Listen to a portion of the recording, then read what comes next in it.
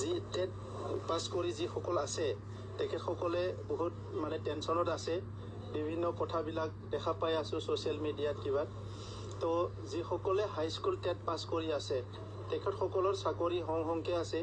অলপমান ফৰ্মেলিটি কৰি আছে ডিপাৰ্টমেণ্টে, আৰু ক'ভিডৰ কাৰণে বিভিন্ন চিটুৱেশ্যনৰ কাৰণে এইটো পলম হৈ গৈ আছে, কিন্তু অতি শীঘ্ৰে হ'ব।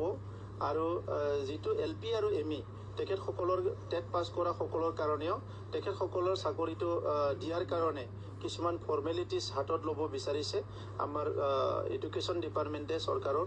তো সেইটো কৰাৰ পিছত তেখেতসকলৰ চাকৰি হ'ব। আৰু যিটো 99ৰ শিক্ষকৰ এটা কেছ আছিলে সেইটোও এতিয়া আমাৰ লেভেলত সেইটো ভেৰিফাই কৰা হৈছে যে কোনজন শিক্ষক আছে নাই, কোন ঢুকাইছে, কোন জীয়াই আছে। এইটো 99ৰ কেছ আছিলে। আৰু কোনজন টিচিং কৰাৰ কাৰণে, শিকোৱাৰ কাৰণে, জ্ঞান পাঠদান কৰাৰ কাৰণে এতিয়াও মানে ঠিক আছে, কোন ঠিক নাই। কাৰণ শিক্ষাটো এনেকুৱা বেপাৰ নহয় কি আপুনি ইচ্ছামতে কৰিব, কাৰণ আমাৰ ল'ৰা ছোৱালীৰ ভৱিষ্যতৰ কথা আছে। কোনোবা ইনএলিজিবল মানুহ এজনে যদি আজি চাকৰিটো লয়, সি যদি LP স্কুলত 30 বছৰ কাম কৰে, তাত গোটেই জেনেৰেশ্যনটো মানে বৰবাদ হৈ যাব। তো সেইকাৰণে আমাৰ এটা দায়িত্ব আছে, চাকৰি দিয়াটো এটা কাম, আৰু ইয়াৰ লগে লগে ছাত্ৰ ছাত্ৰীক গুণগত শিক্ষা দিয়াটো সমানে দায়িত্ব আছে। দুইটাকো চাব লাগিব।